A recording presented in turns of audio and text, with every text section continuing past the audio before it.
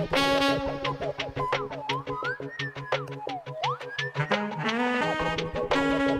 Y'all ready? You good? Ready? Good. All right, ready? All right.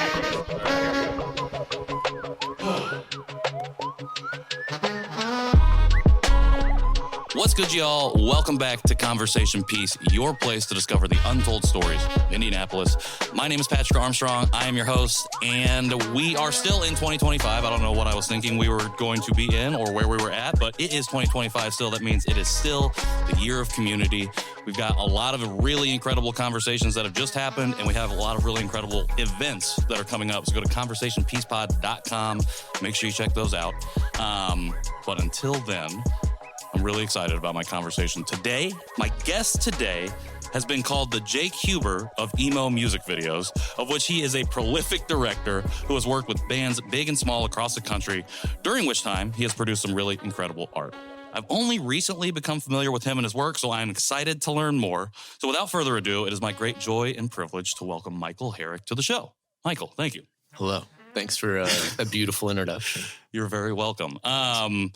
I gotta start with the Jake Huber of it all. Would you say that's an accurate description? I would say flawless. Flawless description. Okay. Yeah, basically, I'm just Jake Huber with hair. Burn. I like that. That's a sick burn. Yeah, got him. Huber burn. We're gonna keep Huber a counter of those running on this episode. So I have an idea of what that might mean. But I was wondering what that means to you. What it means to be the Jake Huber of something. Probably just volume is probably would be like what it boils down to, because we're both shooting constantly, just like putting out absurd amounts of content. Sure. And that we're both young, radicalized schizo gentlemen. Well, okay, what does that mean? Crap. We're both weirdos. Weirdos creating, I think. I like it. Yeah. One of the things that I think of when I think of Jake Huber is like, we talked a lot about practical builds on his music videos. Yeah. And I feel like from what I've just recently learned about the stuff that you do, I feel like there's a lot of practicality in what you do and the work that you do. I was wondering where that love of like practical, like creating came from. Yeah. Practical in the sense of I really like getting things in camera. Sure. Okay. Yeah, I guess that's where my brain went initially when you said practical. So I guess to define, he's like, when we talked to Jake, he talked about like he wants to build something like physical, like a physical set, which is what I was using as practical. But I like your definition of it too. I like that. Yeah. Yeah, I guess I just immediately went to like AI and VFX, Sure. and like that side of the creator world, which is cool. Yeah, it's not my cup of joe. I like that. I like getting things in camera and kind of basing production off of that for sure. Which sucks. I think it's much easier to pay a kid on Fiverr $500, sure, compared to like creating a room. Right. Giving art department $15,000 versus someone, a VFX guy, $1,000. It's a much more difficult thing to accomplish, for sure. But I love doing set builds as well. Yeah, there's like there's something cool about truly having like 100% of creative say, like bringing in flats and then like building out a room or whatever you're doing. Yeah, gives you a lot of freedom. Would you consider yourself always to be like a maker, like with your hands, like when you were growing up? Did you like making stuff? Not a ton. Okay. Usually been just in my head. Sure. Big ideas guy. But oh boy, will I outsource someone to do the making for me. Sure. But you're the concepts guy. Yeah. Always guy. Been the concepts guy. Concepts guy and a little worker bee, I think. Okay. Worker bee. Perhaps a networker. Networker bee. Maybe the networker bee. Yes. Yeah. Maybe the combo of those. Yeah. Yeah. When you were growing up, you grew up in Illinois, I think. Yes. I read. Yeah. Yes. What were you? I heard that you came up listening to Midwest emo. which I heard you describe as noodly guitars and people trying to sing, which made me laugh really loudly because I grew up on Midwest emo. Oh, cool. So I wanted to start with from this, like, what was your favorite like Midwest emo band when you were growing up? It's tough. I think it's tough. Yeah, because I didn't really discover like that niche of like Midwest emo until I was like 18 or something. Okay, for sure. I'm 29 now. But I like grew up like with the like Taking Back Sunday was like my favorite emo band, and like Say Anything, like sassy music. Yeah. Yeah, and then when I was 18, that's when I like started getting deeper into that side of the industry. Yeah, it was just the one Free Throw album. For sure. So, yeah, that's the answer. Yeah. It's just Free Throw changed my life, everyone's life, I guess, in my little circle. They did it the best. For sure. They're doing it the best. Yeah. Shout out to the boys. Shout out to the boys, for Shout sure. out to the boys, yeah. Did you know when you were like listening to music back then, and especially as being like a person conceptualizing, were you conceptualizing like visuals for music that you were listening to, or even just anything that you were kind of consuming? Nah, not a ton, which is not a good thing for a music video director to say. I think like my love of in like producing or like directing in the music industry just comes from like the personal connections. I really enjoy being around artists. Sure. Like musicians. And that's been like the main driver for like my career. Yeah. Less of like I have a story to be told or anything, and mainly just being like a reliable person that can like accomplish a vision that everyone's excited about. The networker bee. Yeah. You meet the people, you establish a relationship, and then it's like, oh, I have this other thing that I do. Can this help you in some way? Yeah. You can trust me with your tiny budget. I will make sure we're all happy with the product at the end. So I think that like, so that's, I think where from your YouTube channel, at least what I saw is where you started with, especially with live shoots, covering live performances. And I think I heard that's kind of how you fell into covering or like touring with bands too.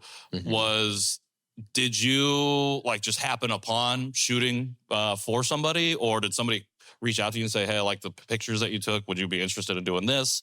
Or did you just know somebody in a band and we're like, hey, I'll also do the video when you do this next show? Yeah, it was so pointed. Like the beginning part of my career is when I was 17 years old. I grew up in a small but very active music scene in the Quad Cities. It's like the western side of Illinois. But it was like very active, like probably like 2 or 3 shows a week at like 100 people or so. That's pretty good. Which like for a tiny like DC market, that's awesome. I'm so thankful to come from there. Like a lot of like very niche genres that it wasn't like rock. It was like scrams and beat down, like very tiny music genres. Yeah. But I just became addicted to like going to shows and meeting people and like trying to document like the performance that was going on. So like that was just, totally me with a Canon T2i. Yeah. Just going out on camera flash directly in everyone's faces. That just like kind of spiraled into like, wow, I can like people are excited to get a picture back at the end of the night or whatever. For sure. Especially like there was a lot of like hardcore. So like getting like pit pictures of like people moshing. It was just a cool thing. It was like being able to contribute to the music scene is what drew me in. Sure. That it was like, this is a organic community of like-minded misfits that were like all coming together for the sake of like creating art within this little, city on a river. So I guess, like all of that to say, just I loved it so much. I wanted to document as much as I could. Well, growing up in so I grew up in rural Midwest, Indiana. And cool. I think I'm 35. So I think we kind of have some crossover in timelines of what we were listening to at the time. And I think when I was in high school, early YouTube, the coverage and documentation of bands, I think it was out of this world to me. And I don't know that a lot of people were interested in maybe doing the capturing and as much as being captured in the yeah. moment. And here you are like, well, shit, I'll capture it. Did you, it seems like it was always for the sake of contributing to the art aspect of it. Yeah. When did you realize like, oh, this could be a business thing? Like, oh, people might pay me even if they have small budgets to do stuff like this. Yeah, how can I monetize? How can I my monetize friendships? Yeah. How can I for do the Gen Z out here, how do we monetize this aspect of our life? How do I gamify scrams? It was probably when I needed money because I it was just funny, just very like sure. Because I went to college when I was 18, and then I started touring right after that. Okay. But probably like within a year. Well, in college, you went to college and you're like, oh, I'm going on the road. Yeah, I was pretty much, I was a very bad college student. Yeah, me too. Because I was gone the entire time. But yeah, fun to like, in like the local scene, like having like blue collar hardcore guys being like, hey, can you shoot our set? We'll give you like $50. And then, yes, sir, I can. And then trying so hard, like running out to your car and editing on the laptop to get them like the quick turnaround, all their profile pictures turnaround. When, you know, like the night of, and then like bringing in like $100 a night. It was like, why would I scoop ice cream at my job when I can like double what I made and it's awesome. Yeah. Like I can make money doing something cool. Not that scooping ice cream isn't cool. There's just two different things. Two different. And your passion is not things. scooping ice cream. It isn't. That's okay. It might be some people's passion. It I know is. that the people at Lick, they're all about ice cream. They do. And Lick has great ice cream. Shout out Lick. And shout out to them. But Michael Herrick is not scooping ice cream. I meant to take pictures and videos of 35-year-old divorced dads. Shout out to the divorced dads. Shout out divorced dads. Yeah. I'm not a divorced dad. Same. We love you, wives. Yeah, married dad. But also shout out to the divorced dads. Yeah. For sure. They're there. So I think it's interesting, like as far as I'm aware, your whole career is music video direction. And I know for a lot of filmmakers or videographers, like they dabble in other forms. What were you watching growing up? And like what like influenced you? Was anything influencing you from a like film or television perspective when you started to like film music? Yeah. I've always been like a big YouTube guy. Okay. Like to the early days, like I've been like taken in like internet slop for like 15 years now. So I've never been like sure, this influential movie captured my blah, blah, blah. No, I've just been consuming for a long time. So I was like on YouTube super early. Who are you watching? Lots of Ray William Johnson, lots of Moist Critical, lots of Mystery Guitar Man. The early days of YouTube. Sure. You bring up Moist Critical, someone you just got to work with. Just got to work with him. How was that? Yeah. Does that feel like a full circle situation? Yeah, it was weird. Yeah. Because, I haven't watched him for, a handful of years or whatever, but he was like one of the guys that got me into consumption. But yeah, that was a blast. Yeah. It was such a weird, cool experience of like flying down to Florida and shooting an insane video. Yeah. Kind of last minute. Yeah. For like big artists or not even for big YouTubers. Sure. That was, very interesting. Yeah. Like how does an opportunity like that land in your desk? I mean, you're pretty, I would say, ingratiated in the community as a director, as somebody who can, like you said, create something from whatever it is that you got. Yeah. Now people are coming to you. It seems like you don't necessarily have to go out and find those opportunities. So dope. Yeah. So great not having to try to work anymore. It's great. That opportunity came up with my good bud, Eric Easterday. He's a fellow Midwest straight edge music video director. And we kind of tag team a lot of projects. Okay. So like usually you like get X amount of money to shoot a music video. And you can either like hire out like, director, producer, AD, DPAC, gaffer. Or you can just have two guys go schizo mode and Sure. then barely make minimum wage. So we've been doing that together of just like, just the two of us like hauling ass on set and run and gun shooting. So that's kind of like how we got pitched to do this Moist job. So he got hit up by Moist, like day-to-day producer. Sure. And we thought it was a scam at first. Sure. You know, that's like very like Saudi Arabian prince, like getting the email like, Yeah. I need $50 or whatever. The YouTubers, you know, please fly to Florida.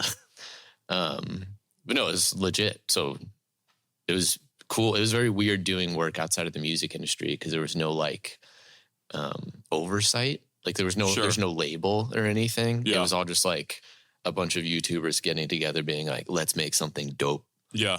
And then, they called us out and pretty much gave us creative freedom. Nice. Yeah. Did they have like the concept and then you just extrapolate on that? Or did you come and like conceptualize based on the baseline ideas?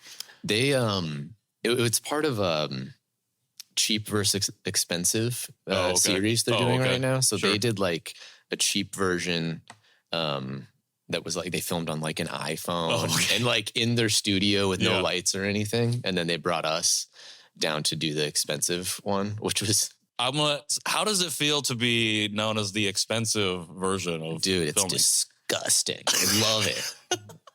Have I sold out? I don't know, but I've got the bag. It's dope. It was good. I'm glad that is how we got the budget. For sure. Because they gave us, they booked a volume wall, the LED, like massive. They film like the Mandalorian. 7/8 of Star Wars. Now. That's like, so that was our first time shooting on a volume wall. That was the only thing. They were like, hey, we booked this at a studio. We need to use it. Now you need to do the rest. So Eric thought through like all the creative, and then we got our friend Avery Waite. He's like a VFX artist from Dallas. He did the Dave Blunt's music video. Okay, if that's a thing. But so he created like all the assets on the wall, and then busted it out. Yeah, in a 7-hour period. It was awesome. That's awesome. Yeah, it was very fun. We talked about like practicality at the beginning of this. What was it like to shoot on the volume, which is, I mean, you can put practical assets on the floor, but everything around you is some sort of digital. Yeah. It was weird because there's so much freedom. We could kind of do whatever we wanted. Okay. And it was also our first time. So we were like on the job learning. Does that make it more difficult to have unlimited freedom on that way? Oh, yeah. It was, we were really trying hard to make it look like we knew what we were doing. Because it was like, like there's like 100-foot LED wall. Sure. And we don't know how to operate or anything. So we'd just be like, hey, LED tech, can you move this 7 feet? And then it ended up being perfect. Like we got all our shots in like matter hours and whatever. But it was a lot of freedom. Sure. But I'm jacked with how it turned out. It's it was very forgiving. Yeah, for sure. It was like a heavier song. So there's like fast cuts and lens whacking and stuff. So it's very nice. I like this idea of kind of like you're very established in your career to where like people who have millions of followers are inviting you and your team specifically to come do these things.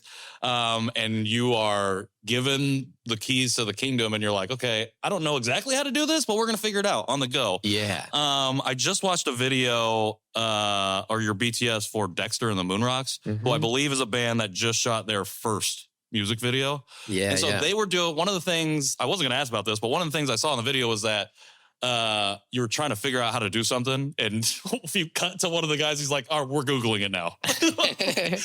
so like, has that always kind of been the way that you approach a project? And is that something that you are more interested in working on as you kind of move forward in your career, stuff that you've never done before that you kind of just learn on the fly? Yeah. Yeah, that's kind of two-sided because I feel like now that like we're all just like the turnaround on like cool stuff is so fast that it's like now everyone's doing like shutter drag. Like there's so many different. Oh, check it out. You'll love shutter drag. everything's changing so fast. I sound like a boomer, but like to keep up with the trends, it's very difficult. So I always try to like do new things as much as possible, which is like kind of like what I was talking about, like outsourcing a lot of it. Sure. Because I'm not about to be like, yo, let me learn Blender for the next month. I don't have the time to do that, but I can like throw racks at my friends who are like big Blender guys and be like, yo, do this. Yeah. And they get work. I get work. The video ends up looking cool. It's kind of awesome. I try to like always do something new with every video that I'm directing or producing, like being a part of. Yeah. But also like the other side of that is a lot of the times you're learning on the fly. Sure. Because you are doing something you've never done before. And all of this is like last minute. And a lot of the time it's like low budget. Yeah. So it's a lot of like just showing up on set, being like, hello, I am number one, I am number two. I don't know what I'm doing. Please respect me still. Sure. So like the balance of being like like an authority figure of like needing to get the shot list accomplished. Yeah. Like commanding respect out of people of like, we need to work. We can't, like, right. Like we have to keep moving. We got to get our shots. But also at the same time, having the humility to be like, we need to get working. I don't know what I'm doing. I don't know anything about what's going on right now. Sure. That's a fun balance. Well, it's like you're all creating together. It's why it's a collaboration and not just like a, I don't know. One-man band. Yeah, exactly. Well, in that same vein then, like what is the most difficult thing about directing a band shooting their first video? Because I feel like, again, you're coming in, you're like, I don't really know. I'm trying to help you do what you want to do. And I don't really know what it is that we're doing. So we're going to learn together, but also respect me. Yeah. Yeah, that's fun. Which is like Dexter and the Moon Rocks is a good reference on, that was like probably the most recent band that I've shot as their first music video. Okay. Which, like if there's enough money there, then you can kind of get a crew that knows what they're doing. So there's less like involvement. Again, crew side, obviously. Outsourcing and stuff. So hire the big dogs to do the good stuff. But then a lot of the times, like with band's first performance music video, it's a lot of coaching. Because like, they're like, oh, we've done like DIY stuff before. We'll like show up 4 hours, knock something out, figure it out. Sure. And then they have to be like, pause. I need you to stand in the light for 30 minutes before we even get our first shot. We've been building for 2 hours. And it's not your fault. It's like a big thing that like, or I talked to the Dexter guys after the fact and they were like, we had no idea how much prep went in or like that production was going to be 12 hours long or anything like that. So just kind of like reassuring them, there's like, this is all normal and part of the process. Like we do 12 takes because we need the coverage. Sure. You didn't mess up your like vocal take or anything. So I don't know, just trying to make them feel comfortable. Yeah. I think is probably the biggest thing. Well, in that BTS video, I think it starts with, I think you're having a conversation with the lead singer about, he has a real specific vision for something. And I think throughout the video, you kind of build to that specific something. But I think for first time, people doing something and creating something like this for the first time and working with someone like yourself, it can be like, well, I can do this thing. Like, this is what I want to do. Why can't we do it this way? And you kind of just have to softly coach them, I guess. Coach, yeah. Benevolent manipulation. Because everyone's like an idea, like, what if we did this? And it's like, maybe if we talked about it 4 weeks ago. But, right, yeah. But all these people are hundreds of dollars by the minute. So it's hard to... Yeah, so like taking people to understand like, the value of something. Yeah. What if? You'd be like, that's a good idea. I think the best way we could do that is if we don't do that. That's a good idea. Yeah. No, it's hard. That's hard. Do you find you have to navigate a pushback a lot of times with artists when you're trying to execute on an idea? Yeah. Artists and management and labels. That's like the hardest thing of like... Well, that's probably a different conversation even, is like the higher ups, like studios and stuff, labels and whatnot. Yeah. Which like the more advanced my career's gotten, the more it is just like politics, which is sad. Sure. But I think that's also like why I've had some success in recent years. because it has gotten like more away from like the creative aspect of, the vision. And it's been more of like communicating with label management, artists, and kind of like seeing where everyone's at and then taking that and then orchestrating it. So it's like, like they're trying to get away from this image, but like the artist doesn't know that. That's like label direction, like pushing them to not be an alcoholic on screen. So we can't like, have a beer in the background. But like the artist wanting to be like, what if we were drunk? Right. That's the needle, quite the needle to thread, I feel like. It is. Yeah. Yeah. Which is like also, it's good. Like I'm probably leaning into it a little bit too much right now, but. I mean, I think you're just giving the reality of the situation that a lot of people don't know. Yeah. That is like, that's such a massive part of this, like specifically like work in the music industry.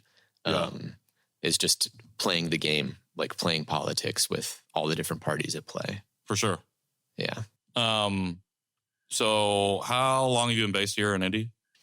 Like a year and a half. Oh, so you haven't been here super long then? Yeah. So whenever people are talking about neighborhoods and stuff, I'm like, yeah. So the reason I asked is because when we were walking in here, I was creepily following behind you, and I saw you look at a poster on the door for Pattern's Film Lab series. Yeah. So something that's currently going on in the city is a push to bring like quote unquote Hollywood here. But I think what organizations like Pattern are doing is really trying to figure out ways to invest in creators and the creative economy to make it worthwhile for people to want to film and create and do stuff like that here.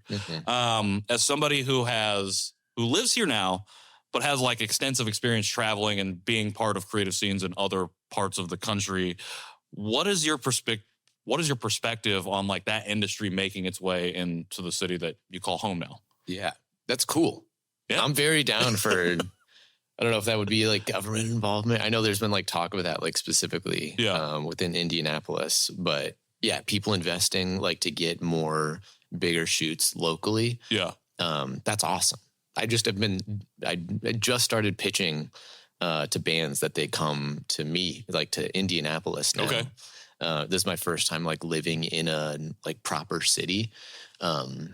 That like you mentioned Hollywood, like bringing Hollywood here. Like I can double a budget if we do it in a B market. Sure. So it's like, if you guys travel to Indianapolis, we'll get so much more bang for our buck compared to like LA or New York. Which it sounds like I'm trash talking LA and New York because I am. I hate you, LA. I hate you, LA. You're not better than us. Yeah, I'm down. That's sick. I've got some friends in Cleveland, Ohio, where I think the government did that like 20 years ago or something. Sure. Because there's like a massive community of like film, like Superman was filmed there. There's like a lot of like big budget stuff coming to Podunk Midwest, which is sick. And it helps like give us cool jobs locally. So we're not flying around the country. Yeah, you can be home more. Yeah. I can be with my family now, which is sick. Yeah, and I think it gets like younger people excited. To like make production or video, photo, like media a viable career. Yeah, like it makes it seem possible. Yeah. Yeah, like you don't have to like leave or quote unquote escape. Yeah, you don't have to go to LA. Sure. So this might be the answer, but what do you think is something that Indianapolis does well or has done well? And like you don't have like a long like lens on it, but like from your perspective so far, what have you seen that like the creative or film industry already does here? And maybe it is just like the fact that you can do twice as much for half the money. Yeah. I mean, that's probably realistically the biggest selling point. For sure. Is that like, like if I'm pitching to a label, if we have $20,000, be like, I can shoot this on a better camera, better lenses. I can have 2 more crew members and we can do it next week. Like everyone's jacked to have the work. That's number one biggest. I love Indianapolis, like specifically like the production community, the world there. It's like such a tightly knit group of people that they're all like chill and hardworking and respectful. Because there is no union here, or not a union that I know of. Is there a union here? Shout out unions. Shout out to unions. Shout out unions, but don't come to Indianapolis. All right. We're not going to have that.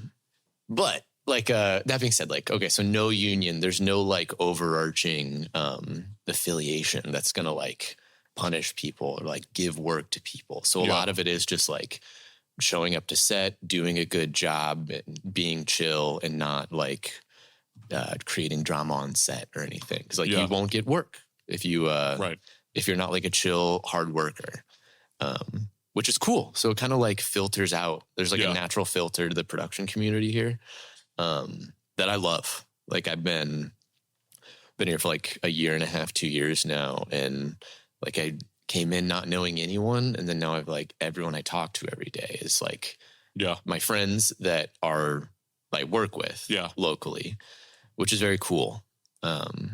Which is not the same for other cities on the coast. Was there a reason you chose Indy specifically? My beautiful wife lived here. I went to school in Marion, Indiana. Okay. Wesleyan, I think? No, Indiana Wesleyan. Shout out Wesleyans. And she moved down after she graduated, and I traveled. But I wanted to settle down. Yeah. So Indianapolis was the spot. Nice. Yeah. Well, you brought up community and the production community here. Mm-hmm.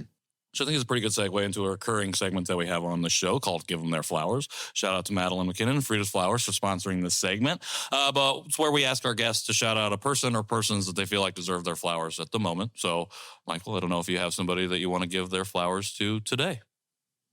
Yeah. Indianapolis specific. No, it could be anybody. I want to go Indianapolis. You can go Indianapolis. If there's somebody in LA that you think needs a lifeline, you can do that too. Yeah, no, they'll be all right. They have tons of work. They don't need me. Jake Huber, 100% Jake Huber. Going Indianapolis specific. He's like, he's kind of the glue that holds everything together. Like he's like our, DIY producer. He's like constantly getting people work. He puts a lot back into the community, like with music in transit. I just went there for the first time and like kind of saw what the vibe was. And it's like, he's not bringing anything home. It all goes back to the artists. Yeah. It's like awesome to bring in, like there were like 5 shooters and 3 of them were like in college. Oh, okay. So like constantly like bringing on kids to jobs. It's very cool. Like, I don't know if that role would be filled or that we would have the community that we do in Indianapolis without him. He's also a dumbass. Maybe I got to throw that out there. You can't go that was too way high. too kind and can't genuine. Go too high, for sure. Yeah, he's also stupid. Yeah, you got about 20 more seconds of whatever you want to do to balance it out. No, we love Jake. Shout out Jake Huber. Indianapolis needs him. For sure. Yeah. If you're not following him or Jay Golds on Instagram, you need to be connected to them because they both post about like jobs that are or roles or things that they need, whether it's just driving people around or actually fulfilling something on a set. There's always something in the story. So hop on there because those things fill fast. But if you're interested in breaking into that scene, I think those are 2 guys that can help you out. Yeah. Yeah. Okay. So you mentioned like it would be great for more productions to be able to be happening here because it keeps you at home. You are a new father. You got a family here in Indianapolis. How has fatherhood been treating you? Dude, it's awesome. It's so good. How old is your daughter? My daughter is 10 months tomorrow. Oh, very cool. Nice. Coming up on a year. Very cool. Yeah, it's so good. It's worth everything. Like the lack of sleep doesn't even it's not a part of the conversation. You kind of just forget that you haven't been sleeping. Yeah, because you've got no brain anymore. No, it's hard talking about it. Like, or I guess it's cool. You're a dad yourself, but it almost feels like offensive to like describe it to people that haven't had the opportunity to have a child. Because it's like, it's my favorite thing that I've ever done or been a part of, with like nothing else. I completely agree. That it's the most fulfillment I've ever had. it makes me like want to work. She makes me want to work. Yeah, it's like such a fierce love that I can't describe because I'm a dumbass, but no brain. So it's hard to there's formulate no brain. the thought.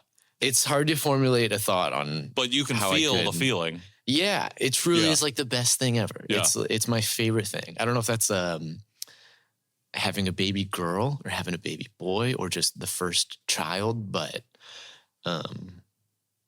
yeah. Favorite thing. I completely agree, and I think you're absolutely right. It's impossible. I don't know if I think it's offensive, but I think it's really impossible to describe it to somebody who hasn't had a kid yet. And I remember being that childless person, like I love my dog. Or hearing people talk about, you know, their kids and being like, yeah, okay, like I get it, but it's like you don't really truly get it until like you have a connection of your own. Yeah. And it's awesome. It's so good. It's so good. Like the detriments are so few.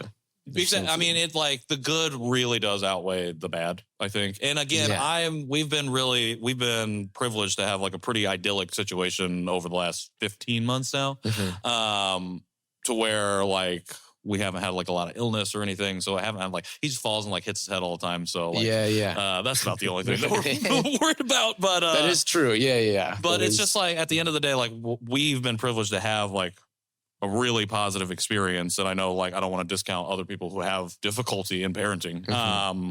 But at the end of the day, I think it's just like, it's just like, it's really a thing that you just have to experience to be able to fully live in it. Yeah, go to an experience, have a kid if you go have a kid.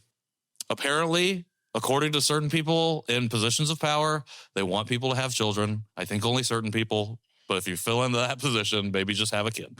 10 months, I think you can, are you starting to see some creative expression like coming out? Man, just this morning before I left, she crawled into my office. Not crawled, scooted. Okay. Scat. Scatted? That's not scat. She scooted into my office, which I don't know if that's creative, but it shows her dedicated work ethic. Yeah, 100%. Well, it shows like the brain development. Yeah. The brain cells that we're shedding, they're picking up. Yes. And gaining knowledge and intelligence. She's been clapping a lot. Okay. Whenever we say like hello and goodbye, get the hand going. Nice.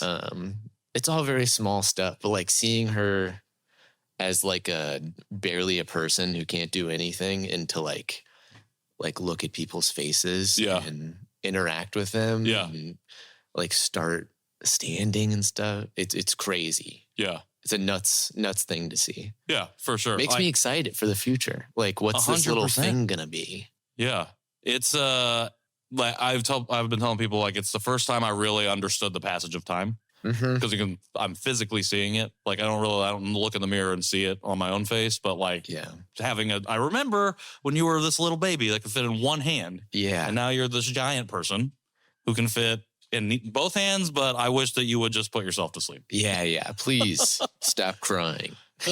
Yeah, we're dealing with trying to figure out how to put ourselves to sleep at the moment. How do you hope that your daughter ventures into some creative field as a creative yourself, or what does that look like as you see her grow and start to like learn and do different things? Yeah. I would love to have her never listen to any music that I'm associated with. I think that's my goal as a father. The sad music. Sad or aggressive. I would love if she just listened to Gregorian chants or something. If she's listening to any, I failed as a father. I would love if she got into art though. Sure. It's weird to think about, like, what's she going to be like in 10 years if, she gets into finger painting or something. But definitely like, exploration of that side of her mind. For sure. Yeah. That actually made me think of something. So you said on an interview that I saw that one of your favorite bands was Story So Far, or a long time ago at a certain point. Yeah. One of their albums, I think one of their first albums, on the cover of it has a picture of Miley Cyrus, Hannah Montana. Yeah. You just recently did, I don't know if it was post work or what it was, but you did some work with Miley Cyrus. Yeah. I don't know if we talked about full circle stuff before, but like, does that feel like a full circle thing? Like just to, again, you're starting to work with, or people are coming to you now and like the big names of folks and stuff that just weird tangential ties to your past, like, or at least that I'm picking up on. You might not have been aware of that. Yeah. Like, what is like, I don't know, just like, I thought that was really interesting. Just like another like tether, but like from where you were growing and learning to now this like more fully developed, I'm working with the people that were just, I don't know. Yeah. No, that's because I watched Hannah Montana religiously as a kid. Okay. So it was weird, like being a part of the creation process. That was just like, we weren't on site recording or anything. Yeah. I'm buds with some people now that are making some calls. So I've been like orchestrating the post process. Okay. For a lot of short form, bigger pop artists. Sure. Yeah. Miley Cyrus, Hannah Montana came across recently. Wow. Absolutely nuts, dude. Yeah. Yeah. So I've been like, I guess getting a little deeper into it. I've been trying to stay at home more. So I've been like leaning into the editing process the last couple of years.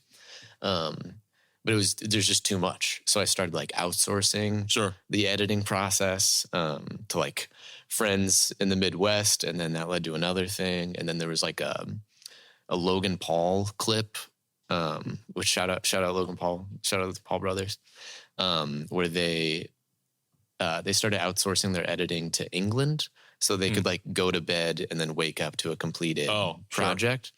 So I was like, dope, I'm stealing that. So I hired a random German guy that we followed each other on the internet, and then that led to another guy in Italy. So I've been like working primarily with like international editors. Sure. And then it's just exploded. Of like the ability to just like send out a bunch of iPhone clips and then wake up with like 15 TikToks to post the following morning. That's been very nice. It's been very nice. It's like it's like a superpower. Yeah. Like pitching that to labels and management to be like, yo, like, I know it's very hard to like take all of these raw files and make something of it. Yeah. I'll be a part of that process. I'll orchestrate it all. You just have one point person, and you'll have it done when you wake up. Yeah. The huge selling point.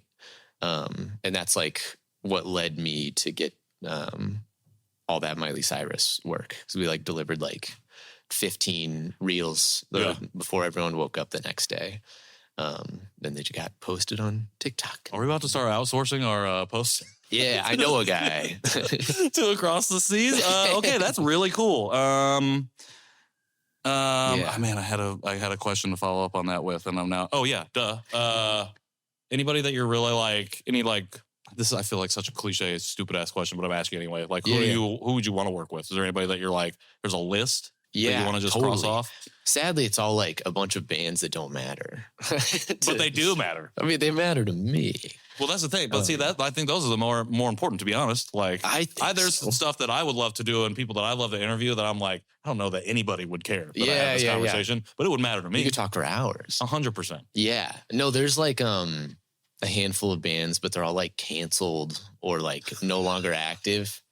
Shout out canceled musicians. Shout out to canceled musicians. Old Gray and Sorority Noise. Yeah. They're like a Philadelphia emo band that doesn't exist anymore.